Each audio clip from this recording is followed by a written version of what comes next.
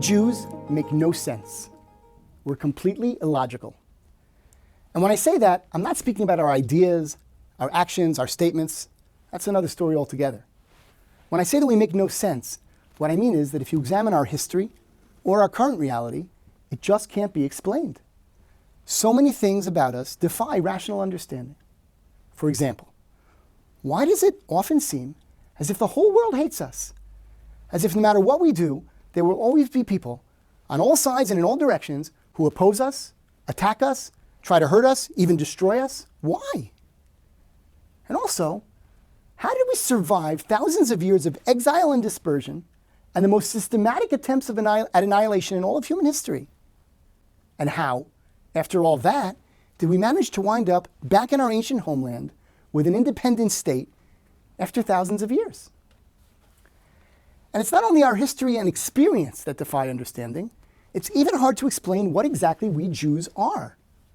What is that thing called the Jewish people, or Am Yisrael, as we're more properly called? Many people nowadays think of us as a religious community, a group of people who observe a religion called Judaism. But that's a mistake. That definition doesn't work, because you can be a Jew even if you're an atheist. That's not true for other religions. There's no such thing as an atheist Christian, for example. We're also not a race or an ethnicity. If we were, someone who wasn't born Jewish couldn't join us. But people have joined the Jewish people throughout the ages and continue to do so today, which is why by now it's impossible to look at a person and tell they're Jewish just by their physical appearance. It seems, therefore, that the closest category we can come up with to describe us is a nation, or Am in Hebrew. And in fact, our foundational document, the Torah, refers to us by exactly that term, Am Yisrael. In many ways, we are a nation, a large group of millions of people, united basically by common descent, history, and heritage. But we're also unlike all other nations, for a few reasons, but primarily because we survived for thousands of years in exile and dispersion, separated from each other, living as minorities in other countries without a land of our own, and without a common language or culture. No other nation has ever done that. It seems, therefore, that we, Am Yisrael, are a unique entity in a category all by ourselves. A group of people who share some genetic origins, but which others can, and many have, joined. A group of people that has a religion and laws, but who remain a people even when they violate those laws. An eternal nation that has a land, but can and has existed and proven indestructible in exile. A people who have played a unique role in history that defies all logic or understanding. So what do you call something in a category all by itself? I have a term I like to use for this, which comes from a verse in the biblical book of Bamidbar, or Numbers. And that term is Am Levadad, which can be loosely translated as a singular nation. I use this term to describe the Jews, and also to describe an entire philosophy or worldview built around this perspective, which is supported by many biblical and rabbinic passages, as well as by an analysis of history itself. My name is Rabbi Haber. I'm a Torah educator who has spent my entire career teaching Jewish texts and Jewish philosophy, talking about the Jewish people and about the land and the state of Israel. I've been teaching this Am Levadad approach and exploring it with my students for several decades, and now I'm starting a new initiative to bring these ideas to the broader public. I'm launching a new website with a short series of videos and articles and more information for those who want to dive deeper and understand this approach and all of its ramifications. For now, just follow me for a few minutes in this short talk, and I'll give you the basic idea. You'll get the main point, a new understanding of what the Jewish people, or Am Yisrael, is, what it means to be part of it, and that may be different than anything you've ever encountered. I'll explain the extraordinary role our Am Levadad has in the world, and its all-important purpose. You'll gain some important insights about the Jews, their dilemmas, what their priorities should be, and what all this means for your personal life. In this talk, I'll also share a few of the biblical verses upon which I base my ideas. I'll recite them in the original Hebrew and translate them also into English. The full biblical expression, uttered by the Gentile prophet Bilam, who tried to curse us, but found his curse miraculously turned to blessings, is Hein Am Levadad Yishkon. This is a nation that dwells alone, Uvagoyim lo yitchashav, and cannot be counted among the nations. As I said, I think this is the best way to describe us. Am Levadad, the singular nation, entirely unique. According to my understanding, this special group known as Am Yisrael exists for a reason. We have a historic mission to accomplish, and nothing less than the fate of all mankind rests on our shoulders. I know that's a bold statement, but I feel justified in saying it because this perspective explains all the strange things about us that I mentioned at the outset.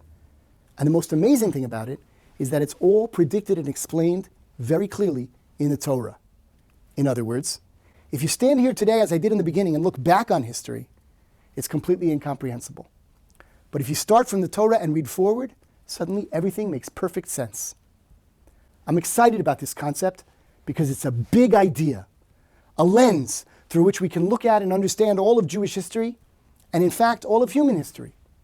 It can help us explain our unbelievable past, our strange and incredible experience in the present, and the purpose of the Torah itself. With this insight, we can realize that in our generation, we are currently embarking on a whole new chapter of our path as the Am Levadad, and there are great opportunities ahead. So let's start with the Torah's narrative of the very beginning of the Am Levadad. It all began with one man, our patriarch Abraham, or Avraham Avinu in Hebrew, who was given a mission. This is told to us in the book of Bereshit, or Genesis, at the beginning of the portion known as Lech Lecha. Most observant Jews know these verses, but many, perhaps most, don't fully understand their significance. Avram was told, Lech Lecha, leave everything behind, take your immediate family and your possessions, and just go. Follow God to an unknown destination. And if he did that, Avram was promised by God, Ve'e'escha legoy gadol, I will make you into a great nation. Va'avarechecha, and I will bless you. Va'agad lashmecha, I'll make you famous. Ve'heyei bracha, and you shall be a blessing. Now this verse establishes a few key principles, so let's look at it a little closely. First, God told Abraham, Ve'e'escha legoy gadol, I will make you into a great nation. Not you will become a great nation, I will make you into a nation. That future nation would be the Am Levadad, a nation that would not develop organically as part of the normal course of history, but rather an entity created deliberately by God in a unique process defying the normal course of events. From the very beginning, this promise was given to a 75-year-old man, married to a 65-year-old woman with no children. Nothing about this nation would follow the normal rules of human existence. God also told Abraham, Va'avarechecha, I will bless you. And the promise of the blessing is immediately followed by a strange command. Ve'heyei bracha, you shall be a blessing. Now what does that mean? What does it mean that in addition to receiving a blessing, Avraham must also be a blessing? Perhaps the next verse can be read as an explanation. God told him, Va'avarcha mevarechecha u'mekalelcha aor. Those who bless you, I will bless. Those who curse you, I will curse. In other words, all people's destiny will ultimately be determined by how they relate to you and your descendants. And then comes the key phrase, V'nivruchu v'cha kol mishpachot ha'adama. Through you, all the families of the earth, all the nations will be blessed. Now that's extraordinarily significant. It tells us the purpose for which Abraham was chosen and why his descendants would eventually become known as the chosen people. They were to become the channel bringing God's blessings to the entire world. That explains what God meant earlier when he commanded Abraham to be a blessing. And the implication that comes out of this is something that many observant Jews consider a completely revolutionary idea, even though it's written there black on white in the Torah. Abraham and the nation that would come from him were indeed chosen, but that choice was not about him or about them. Rather, they were chosen for the sake of all the other nations. Kol mishpachot ha'adama. Now, how are they supposed to fulfill that role? How are they supposed to bring God's blessings to the rest of the world? It doesn't say explicitly, but it seems that Abraham understood what he was supposed to do, because once he arrived at the land of Israel, or Canaan, as it was known in those days, we're told a few times that Vayiven sham mizbeach l'Hashem. We're told that he built altars to God, places to worship God, and Vayikra b'shem Hashem, that he called out in the name of God. That means that he began to teach or to preach about God, to talk about God, to simply tell people about God. In a world and at a time where almost everybody was pagan back then, Avraham began to spread a message that eventually got the name monotheism, the knowledge of and trust in the one true God who rules the entire world. For Avraham, this was not just about theology. It was much more than that. The God that Avraham spoke about is good and kind and just, and he commands all of us to live our lives based on the principles of kindness, justice, and holiness. And therefore, philosophers describe the specific concept that Avraham taught by the name ethical monotheism. And this powerful idea, the knowledge that there is just one true and just God, that was the blessing that Avraham received and that he represented to the rest of the world. Because living ethically and devoting oneself to the service of God leads to a better life than anyone can have any other way. Avraham and all of his future descendants were charged with the mission of bringing this blessing to the rest of the world.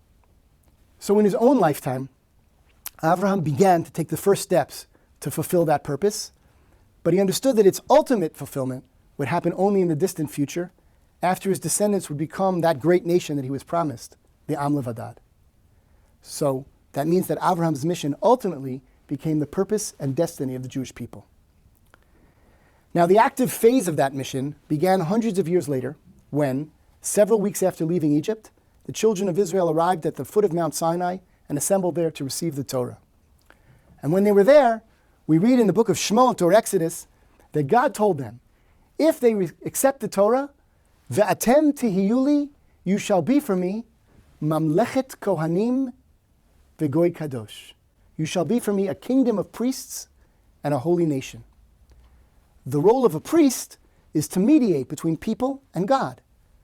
And therefore, mamlechet kohanim, a kingdom of priests, means that the people of Israel, the Am Levadad, are meant to serve a similar role, mediating between God and the rest of humanity. In other words, at that moment at Sinai, the mission given to Avraham became a plan of action. His children were now to become God's messengers or agents, leading the rest of humanity by example. They were to observe all the commandments of the Torah and do so as a nation in the land of Israel, which, significantly, is located at the intersection of three continents, Europe, Asia, Africa, making it sort of a geographic center of human civilization.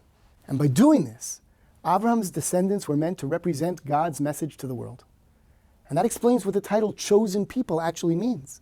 We are obligated to follow all of God's commandments, not just as individuals or even communities, but to follow all the laws that regulate how to run a special, unique, and holy nation that can be worthy of the title Kingdom of Priests.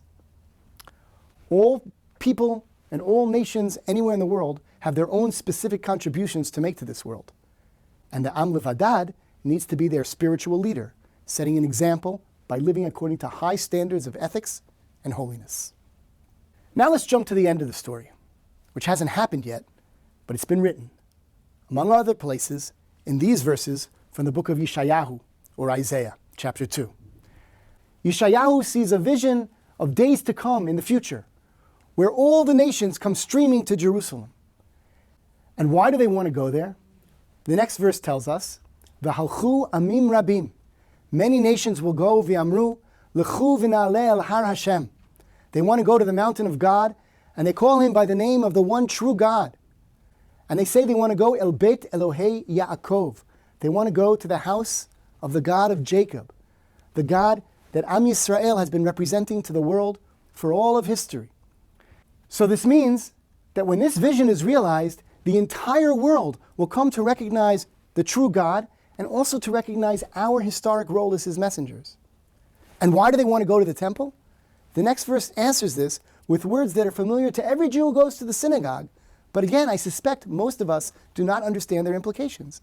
It says, V'yorenu midrachav. Let him teach us his ways. And that word V'yorenu comes from the same Hebrew root as the word Torah. They want to learn the Torah. V'ne'elcha bi'orchotav. They want to follow the Torah. That's incredible. The simple reading of this verse clearly states that the nations of the world will want to learn the Torah so that they can follow it. The entire world will want to follow the Torah. And that's exactly what it says at the end of the verse. Ki mitzion tetzei Torah, udvar Hashem Yerushalayim. The teaching, the Torah will go forth from Zion and from Jerusalem. Most Jews who proudly sing these words every Shabbat in synagogue are surprised when I point this out. But the context makes it very clear that when the Torah and the Word of God go forth from Jerusalem in that pasuk, it isn't going to the Jews, but to all of humanity. Now, this does not necessarily mean that those non-Jewish nations will become Jews, that they'll start eating kosher, keeping Shabbat, or any of the other commandments that apply specifically to the Am Levadad, the kingdom of priests.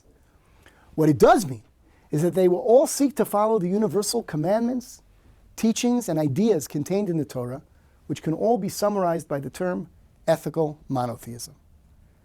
And once that happens, it leads to the rest of the inspiring vision. They shall beat their swords into plowshares, their spears into pruning hooks. Lo yisagoy el goy cherev. Nation shall not lift up sword unto nation. V'lo yomudu od milchama. And they shall not learn war anymore. So that's the culmination of history. The concept that later got the name Yemot HaMashiach, or the Messianic era, a time when all of humanity will be united and there'll be peace on earth. And how is that supposed to come about, according to Isaiah? Through all of the nations learning and following the Torah that was given to the Am Levadad, to the Jewish people, to Am Yisrael. In other words, Yeshayahu's messianic prophecy is the end of the story that began with Abraham. And the perfection of the world is the blessing that Abraham was chosen to bring to the nations. So that's the future vision and how we were supposed to get there. But the Torah also addresses the eventuality that Am Yisrael might not always faithfully represent the Torah and its messages. Since the Am Levadad exists to bring the blessings of ethical monotheism to the world, its failure to do that would have disastrous results. In several lengthy passages, most notably near the ends of the books of Vayikra and Dvarim, Leviticus and Deuteronomy, the Torah predicts with uncanny accuracy the destruction of a national entity that had lost its way and the long centuries of exile and diaspora during which the Am Levadad ceased to exist as a nation and became instead individual communities observing a religion called Judaism. Those prophetic passages, which were so accurate in their predictions that today you can read them as history, explain all the seemingly irrational things we mentioned at the beginning, especially how and why we suffered so much in exile and still, against all odds, survived. And in order to survive in exile, we had to develop systems to protect our continuity. We developed policies to keep our communities tight-knit and insular, to protect us from the enemies surrounding us.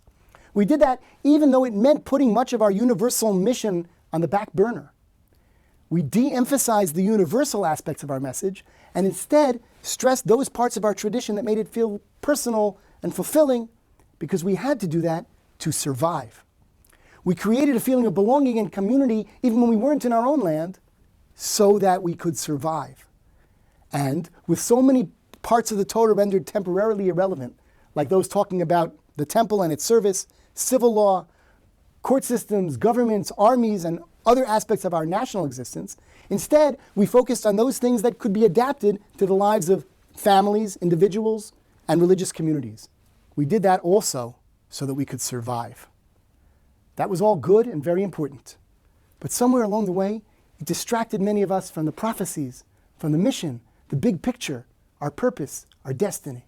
But now, we're coming back home to the land of Israel. We've established an independent state here again. And about half of us have already returned and joined the project of rebuilding our Am Levadad into an actual Am once again, a real nation with its own land, state, and national institutions. A nation that still is and must remain the Am Levadad, the singular nation unlike all others. Those constructs that we created in exile protected us, enriched us, and enabled our survival. And we need to maintain them and build upon them moving forward. And together with that, we must also realize that the time has come to return our focus and attention to so many parts of the Torah that we weren't able to observe or even think about very much in exile. We're living now in a new era, the precursor to the rebuilding of the temple and to reaching that future vision of world peace and unity. It's time to return our focus to that central purpose that God revealed to Abraham, the mission given to us at Sinai, which is ultimately the mission of every single Jew, to bring the blessings of ethical monotheism as an everlasting truth to the entire world. Now, how are we supposed to do that?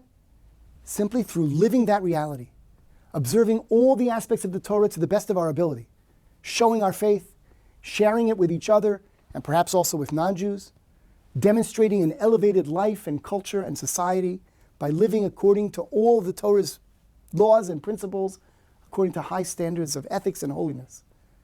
This is especially relevant as we continue to reconstitute our national life here in the State of Israel, and it's also relevant to all of our communities around the world. We're out of time now, and there's still so much more to say.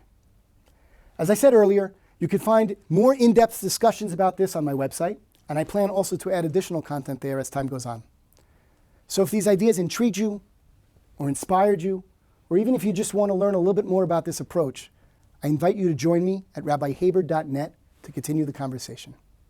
Thank you.